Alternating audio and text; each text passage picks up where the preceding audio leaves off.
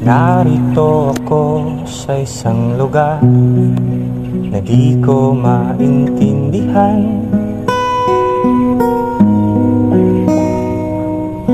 Nakikipagsapalaran sa buhay na ang hantungan ay kawalan.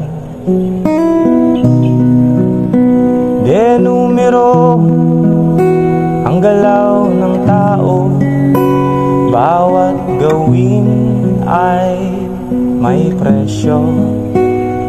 O narito ako sa isang lugar na di ko maintindihan. Daing ng tao'y di pinapansin, nililipad ng hangin. Pangkain